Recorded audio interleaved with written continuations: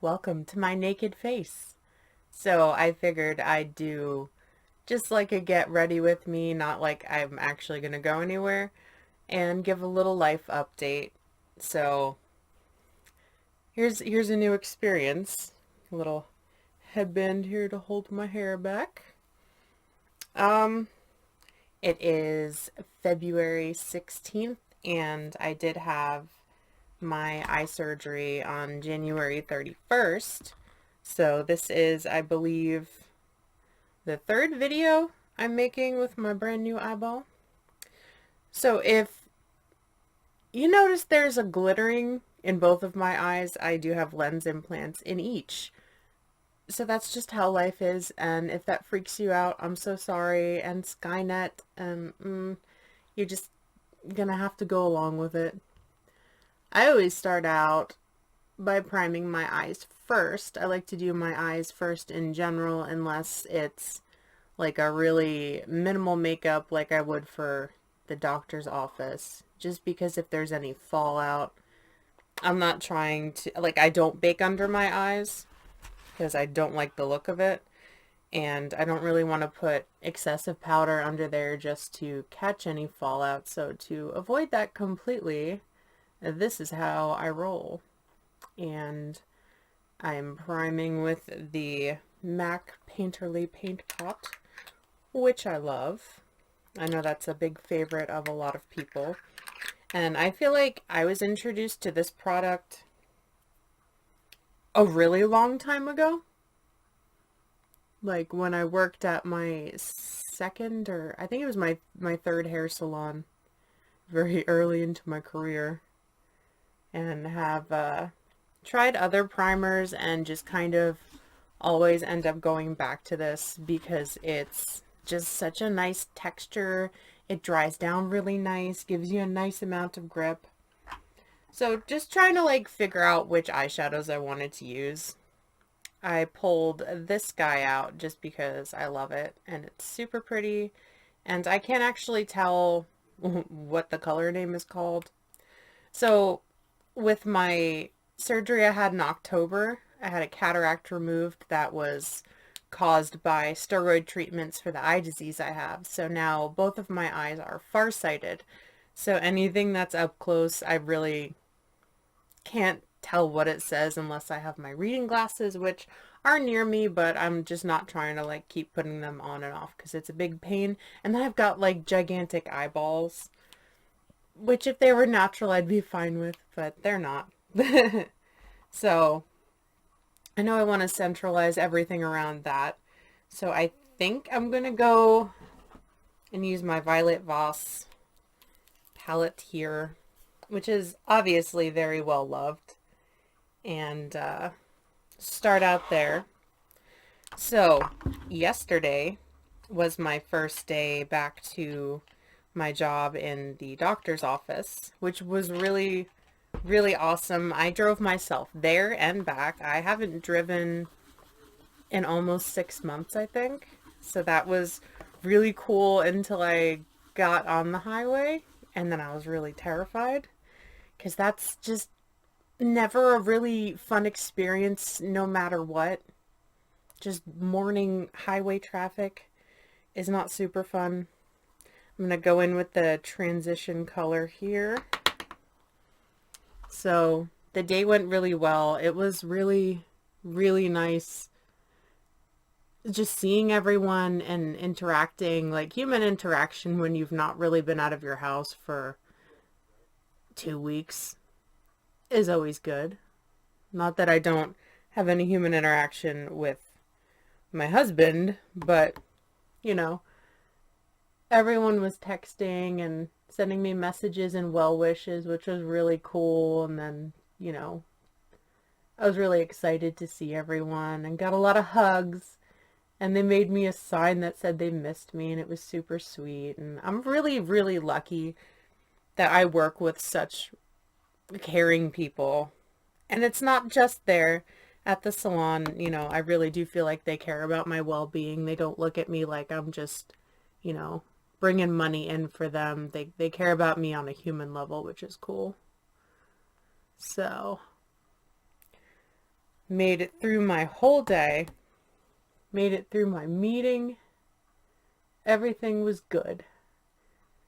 The one thing I have noticed since this surgery, and I don't know if it's just a coincidence that it's winter here in Pennsylvania, which unfortunately is just migraine season, just migraines all the time. But I've noticed since the surgery I had on the 31st of January that it's just pretty much every day ends with a really horrific headache, like the kind of headache that you can't sleep till it starts to subside unless you take something to help you sleep, like Benadryl, which I really shouldn't be taking this much Benadryl. But also, it helps me breathe because I'm allergic to everything. But, just horrible headaches, and a lot of them do build up to be migraines, which is unfortunate. So I haven't been sleeping the best. And when I was out on my medical leave, it was getting to the point where I would be so exhausted that I wouldn't be able to fall asleep till like 1, 2 in the morning, just because the only thing I can take right now is Tylenol. The reason I had to have the vitrectomy is because I kept having vitreal hemorrhages.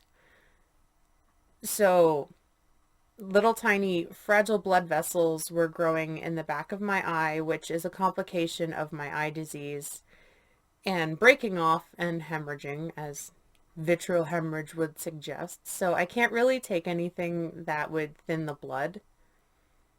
I was expressly, obviously, told not to take aspirin. I probably shouldn't take ibuprofen as well.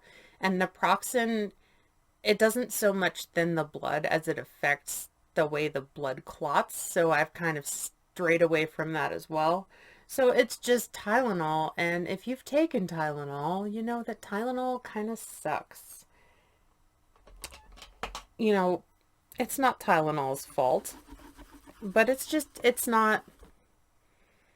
not what I need, but it's what I have. So I'm going to use this. I use transition for my transition color. And then I'm going to use, I have no idea what that says, but I've dipped into this one so many times I do remember the name. But this beautiful kind of cranberry, I'm going to use that on my outer V here.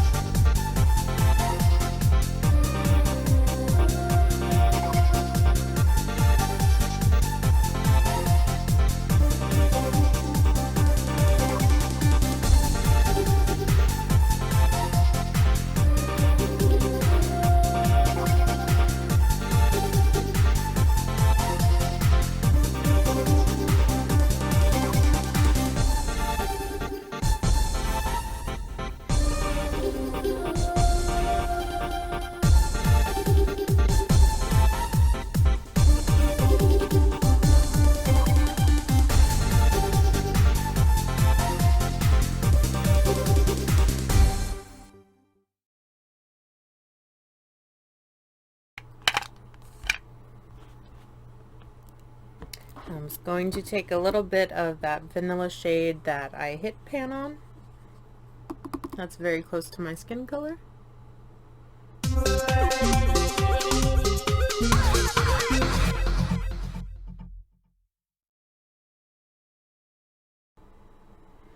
I'm pretty satisfied with that. So now, this beautiful sparkly baby. Close that for now. So we'll do that.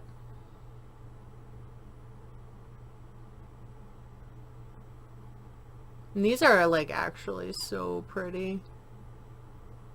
And I don't feel like when they're in pictures or video that they're done justice. because they're so gorgeous. And they last a really long time. And they don't really flake off, which is amazing because, so just to blend that a little bit, I'm going to, I think I'll use a little of this one. It's very pretty and shimmery. And I'm just going to use my finger for that. It's because I know if I get glitter in my brush, I'll never get it out. That's nice. So, to go a little more in depth with my surgery, I had not only a vitrectomy, I had a steroid injection in my eye to prevent any swelling during my healing process, and I had more laser done in the periphery of my retina. I've had this laser done once in my left eye, and this would have been the second time in my right eye, and both times that my doctor did it, I cried, and I have an extremely high pain tolerance. So that should give you a little inkling of how very uncomfortable that is. And I was under twilight anesthesia for my procedure. So I'm sure I was awake, but I really don't remember anything. And for most of it, I was just having a really nice dream. And I was not awake for the injection, which is fine. I've had injections while I've been awake before, and unless they're in the conjunctiva, like in this pink part, they really don't hurt because the anesthetic that they numb you with is really, really good. However, the other one, you can definitely feel that's not fun. But they brought me up as he's doing the laser, and I was just kind of laying there. They had me with my knees bent, so my feet were flat on the table and I was laying on my back. And I'm just balling my hands into fists, and the nurse anesthetist kept asking if I wanted more medication, and I don't actually remember if I said no out loud or if it was in my head, but I was just like, I got this, it's gonna be fine. So I don't think my surgery lasted very long, or at least that's what the groom said. I think he estimated it to be like 45 minutes maybe to an hour. So he was allowed to sit with me while they were putting my IV in, which I felt really bad about because the lady on the phone told me, you know, after midnight you can't eat or drink anything, but you could drink as needed up until 7 in the morning, which I took as if you needed to take medications that you would have to drink something, that's fine. But then, like, also I really didn't want to wake up at 5 in the morning to have like a sip or a little bit of water, because I think you could have up to 8 ounces, but like that's not enough. Like, if I'm thirsty, like 8 ounces isn't going to quench my thirst. So I didn't drink anything and I slept in. Like, I did wake up, I think at like 5 in the morning to brush my teeth, just because I wanted to make sure that would happen. But didn't drink anything, was a really hard stick. Felt really bad for the nurses, although they were all really awesome. They're really, really nice in that surgical center, I have to say that. At the last surgical center, I felt like they were pretty nice as well. But fairly quick surgery. They let me leave with a bandage and a clear, like, eye protector over it, which I then had to wear to sleep for 2 weeks, which is a lot better than having to wear it constantly for 2 weeks, because your face, after a very short period of time, is very much over that adhesive and doesn't want to deal with it anymore. And then it gets stuck in your hair and you just have a bad time. So I was really happy about that. It's gonna line my upper waterline, which looks super gross. And this is the new Clinique eyeliner that I got in my play box, that allegedly after 60 seconds will become waterproof. So I was figuring this would be great for tight lining. We'll see. It glides really nicely. I enjoy that.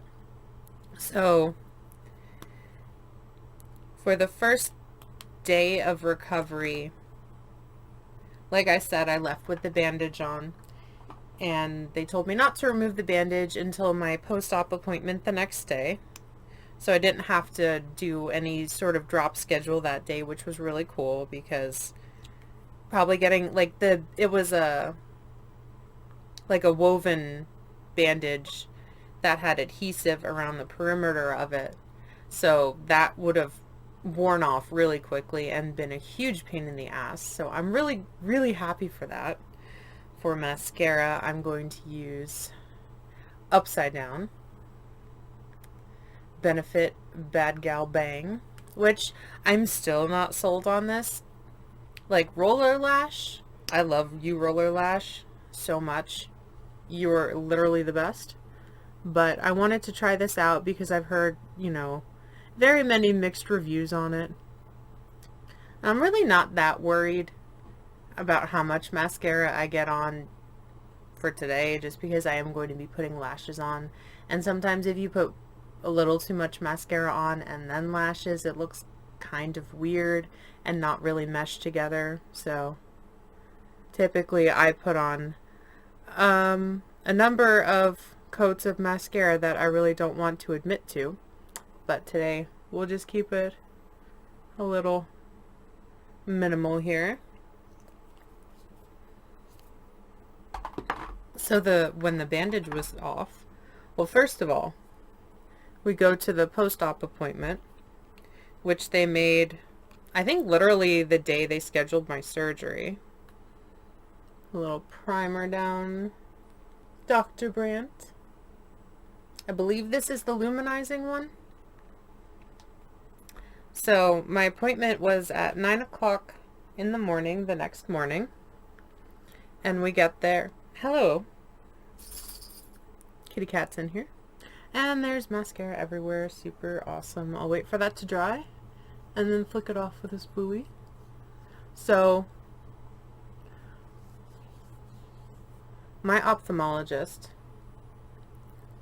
who did my surgery sits on, I believe he sits on the board of ophthalmologists for the hospital that I actually work at, which is pretty cool. But he's kind of the, he's not kind of, he's the ophthalmologist on call. So if people have emergencies, he's their man, and I'm so glad about that because he is incredible. We get there a little before 9 because we're good patients.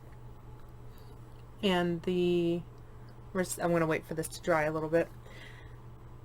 The ladies that checked us in called us up and said, hey, he's going to be late, probably closer to 10. Oh, okay. Can we go run and get coffee? She's like, yeah, that's fine. We just really want you to come back because it's your post-op. So we left, got coffee from Wawa. It was delightful. I think we went to Dunkin' too. Maybe we got coffee at Dunkin' and I think he got breakfast at Wawa. Regardless, we come back and it's fine. We're waiting and we can hear one of the other patients complaining about, you know, well, how long is it going to take, blah, blah, blah. Like, a lot of people just don't understand. Like, if there's a reason that your appointment's delayed, it's because someone else is having probably a really horrible medical emergency if he's being called away. So, like, just be courteous. And we found out after we were brought back that he was performing emergency surgery on premature babies. So, like, how could you get mad about that? Like, he's helping babies. Like, give the man a break. So, within this conversation, you know, they let us know that they always enjoy when we come in, even though, like, they don't want to see me a lot just because that means that I'm having an issue. But they always do enjoy it, and they're very entertained by the groom and his remarks the entire time. The ophthalmology assistant removed my bandage, and I literally could have cried because pretty much all of 2018, I've been severely visually impaired. And I had no idea what my vision was like after my cataract surgery just because I hemorrhaged during the surgery. So there was no even window of clear vision. I think it took a little bit for my brain to process what was happening because it wasn't used to like getting signals from both eyes. It was mostly just relying on my left eye and then throwing my right eye into it. I was really, really disoriented and dizzy and kind of like feeling off balance probably a good 3 days just because I was so not acclimated to being able to see out of both eyes. And it was just like honestly the most incredible feeling. I don't know how I didn't cry, but I just wanted to look at everything. And I read really far on the eye chart. I think I read, what did she say? 2025, just like this, which I was just, the last time I had my vision checked before my surgery, I could see like hand movement, but not necessarily like when they go, how many fingers am I holding up? You know, I couldn't see how many fingers, but I could see that there was a hand moving around. So like that's huge. That's I honestly I couldn't be happier and I couldn't be more grateful that I was able to have this surgery, that I was able to have the ophthalmologist that I've been seeing, I think since I've been like 18 or 19, do my surgery. And he's so well respected and his work is amazing, obviously. Like I could not be luckier. And it does honestly make me feel sad that, you know, not everyone's stuff is as treatable as mine was. And I'm, you know, incredibly lucky, but I wish, you know, I have friends that are completely blind and I wish nothing more than for them to have their sight back. But the way things are right now, you know, with medical treatments and everything, it's just not possible. But like it makes me feel guilty, but it makes me like also feel so grateful, if that makes sense. But that was another thing. While going through all of this past year, I'm going to start my foundation. I'm using this guy right here. Through all of this, I've gotten like a lot of support, but honestly, some of the shittiest statements that I was not expecting from people I don't know, and also from people I do know. A lot of people aren't very well educated on how blindness works, and not all blind people have a cane and dark glasses. You know, maybe they prefer not to use the cane. Maybe they prefer not to use their guide dog. It's all preference. There's not like a specific way that they're supposed to look. It's nothing like how movies have made it, which is frustrating. Blind people can like, you know, fun hair colors and makeup and fashion. And I think for sighted people, they're like, well, why? Because you can't see it to enjoy it. And that's another thing. Not all blind people see black. I think it's like 90% of the visually impaired still have some sort of remaining vision. My remaining vision was in my left eye, which is legally blind, but I could still somewhat see. Some people still have, they could see light, or they can see movement. So that assumption that, you know, all you see is black, like that's not true for the great majority. I did get some trolls, I've since deleted the comments, because I don't need that kind of negativity in my life. Or, you know, I don't want other people to see it and just be like, what the heck, you know? Accusing me of lying about how impaired my vision was, which one, fuck you. Why would anyone do that? The only person it affected was me. Why would I lie about that? And the process of like my vision loss, I've never felt more isolated or more depressed in my entire life. Like, I'm a really genuinely happy person. I really like the jobs I have. My home life is really awesome. I have a great marriage. I love my husband. I love my family. Everyone around me is so supportive.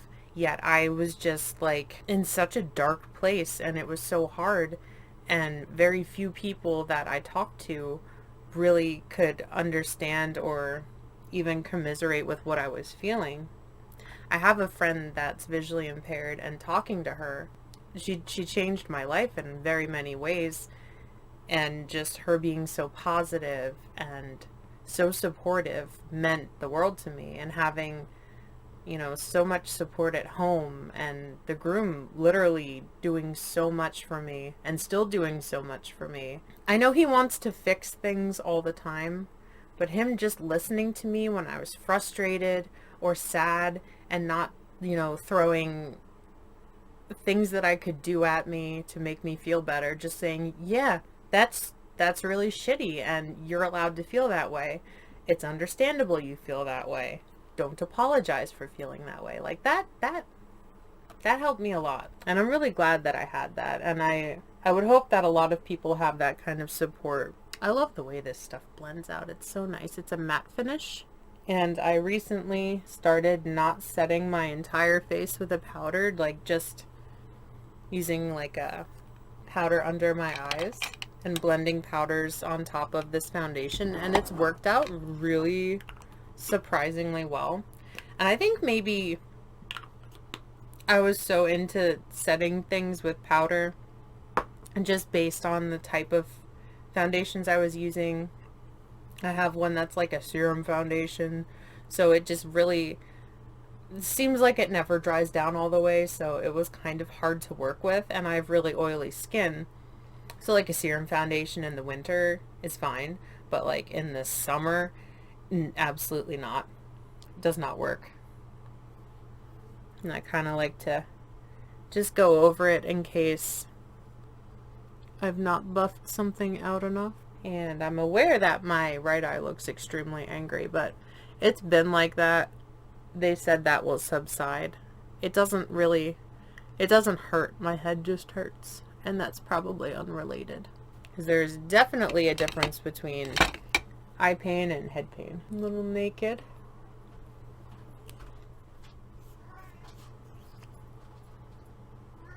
And there's a cat yelling in here.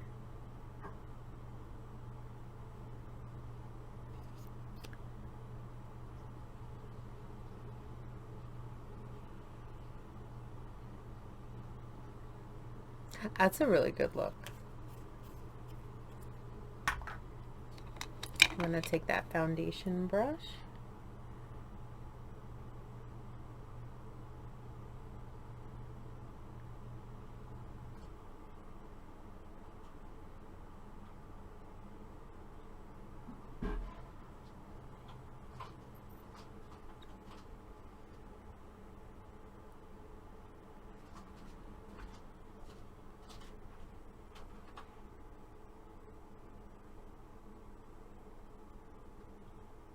Yes, I'm filming. I can see you. Love you. Love you too. A lot of work. Okay. And again, I'm just going to go over with my beauty sponge. Going to set my under eyes. I'll show you what powder this is once I've set it.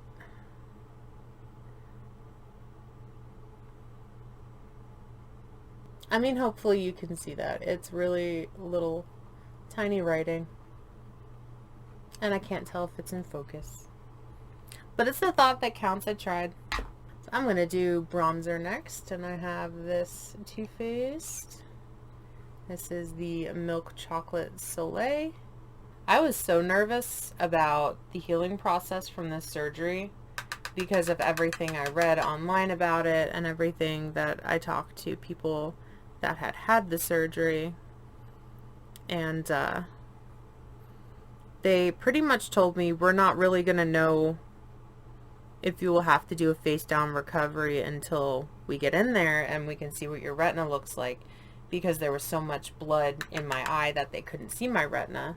So every time I'd go before the surgery for a checkup or an office visit, they would have to do an ultrasound just to make sure that my retina still looked good, was not detached, didn't have any funky things going on, but they couldn't like visually see it as they could with like a dilated exam.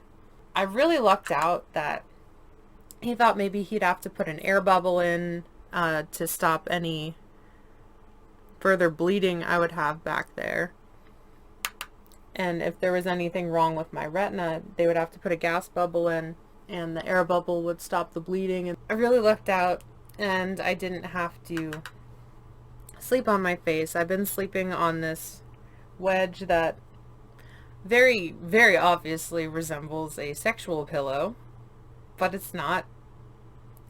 It's just to keep my head elevated while I'm recovering. I'm going to contour a little bit using this upside down. This Wet n Wild, I believe it's Dulce de Leche. I can't remember. But I've obviously very much loved this. Really excited. I got to do a sitting up recovery. I didn't have complications like I did with my last surgery. I think we were home for maybe 4 hours with my cataract surgery, and I started having complications. So my normal eye pressure is anywhere from like, let's say 14 to low 20s.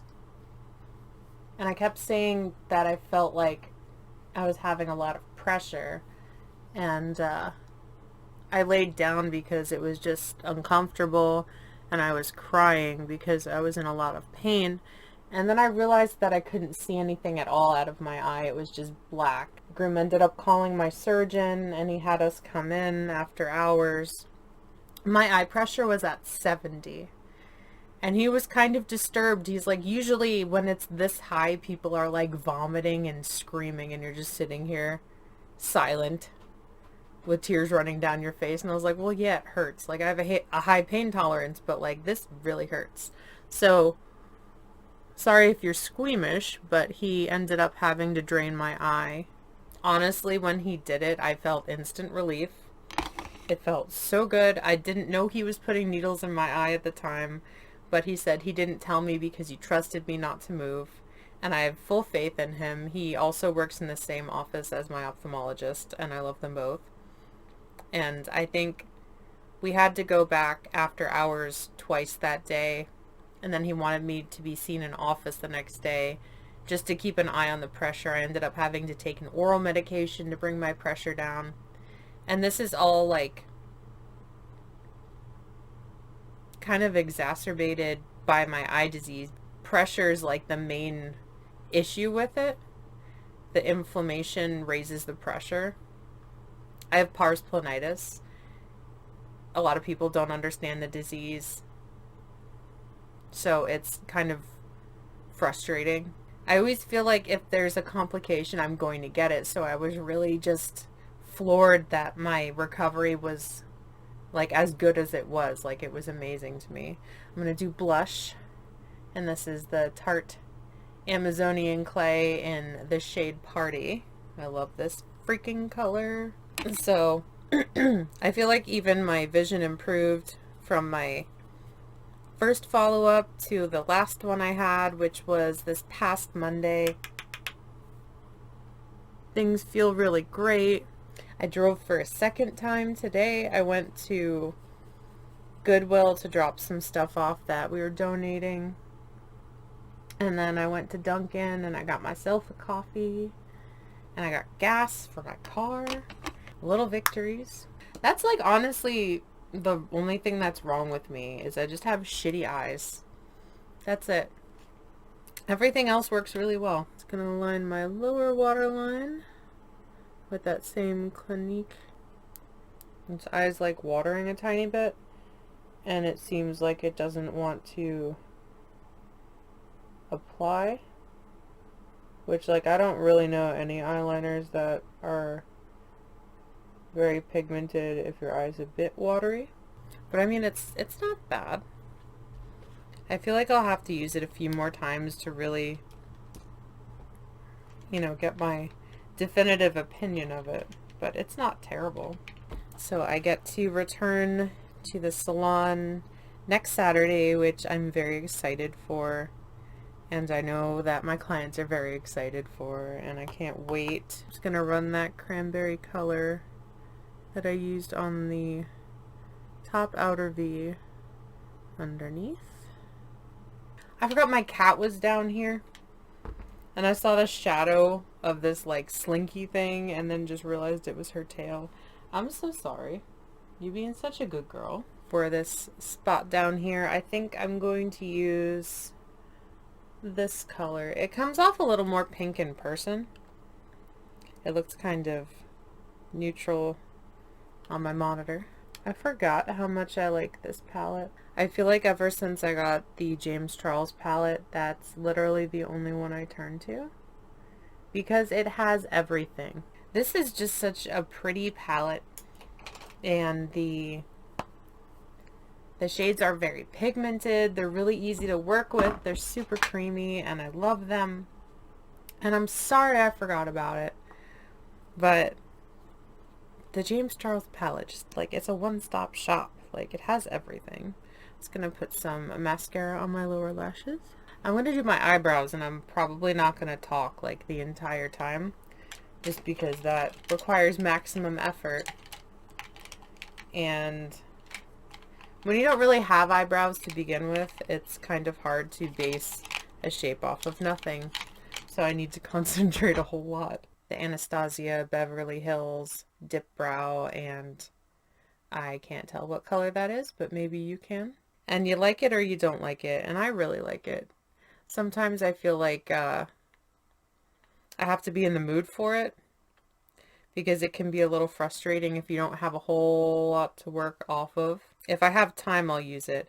If not, I have like I think it's a Wet n Wild brow defining pencil. I think that's what this is. I use this a lot before work, just because I'm not trying to spend a really long time. And this is cool. This reminds me a lot of other Anastasia products, because there's a spoolie on it. Are they even? I mean, they're close enough. I don't know why I waited till now to do this, but I'm going to highlight. And this is a Wet n Wild highlighter. Highlight under my brow bone. On my brow bone. Pop a little in the inner corner. I have a lot of texture on my cheeks, but I also don't care, because I love highlighter. And I understand that the highlighter draws attention to texture, but I like my acne scars to look glamorous. A little on the tip of the nose, Cupid's bow. So like a frosty milk mustache. A little on the chin. Might as well just coat my face in it at this point. And I like to take a random brush and just kind of sweep it everywhere to make sure things are blended. I'm going to do my lips next, because they feel like they're dying. And I'm going to use this, I think it's a Wet n Wild lip liner. It is. Gel liner. Like a mauve nude, which is my jam. I forgot how much I really like this lip liner. It's very glidey, very comfortable. And I'm going to use the Bite Beauty lipstick that I got in my play box. And I believe the color is Sake. It's the Amuse Bouche lipstick. It's very pretty. The texture of this is so freaking nice. And the color, and if the bottom of my lip seems wonky, it is, because I used to have a whole lot of piercings there, and I can't see it right now, But one of my snake bites was actually on my lip line, so now there's a hole there. So it's kind of like a little, it's fine. So I'm going to use some terrible eyelashes that I bought from Amazon in a multi-pack that are horrible, but we're going to make them work. And we're also not going anywhere, so it doesn't really matter. But the one thing that I'm like totally obsessed with, and it's very dirty, so don't judge me, but this is the House of Lashes eyelash adhesive. I love this so much. This is my favorite lash adhesive ever, and if they ever stop making it, I don't know what I'm going to do with my life, because I won't know what to do, and I don't want to, like, I don't mind Ardell adhesive, but this is just so less messy, I feel like, and it just works out better for me. So I'd prefer to just use this forever and ever. But I bought like this massive bundle of eyelashes from Amazon. That's also like a terrifying picture, but I don't recommend them. These are the cheapest eyelashes ever. And they're the kind that don't have that eye shape to them when you pull them off the little white thing like this, how it's like an eyelash shape, but then you pull them off and they're completely straight. So I feel like it might be an actual fail when I go to put these on, and I may end up grabbing a different pair just because I don't want to deal with them. But we're gonna try, because there's a lot of eyelashes in that pack and I can't throw them out because I hate wasting things. And I feel as though Goodwill would frown upon you donating such items as strip eyelashes, because they don't know if you've used them or not. And that's pretty gross. And I wouldn't want to get a used box of eyelashes anywhere, actually. That's actually disgusting. Babe, this video is going to be so fun for you to edit, because it's just me rambling bullshit while I'm waiting for strip eyelash adhesive to dry. And I'm so sorry. And I love you. Alright, let's try to get these cheap pieces of shit on my eyes.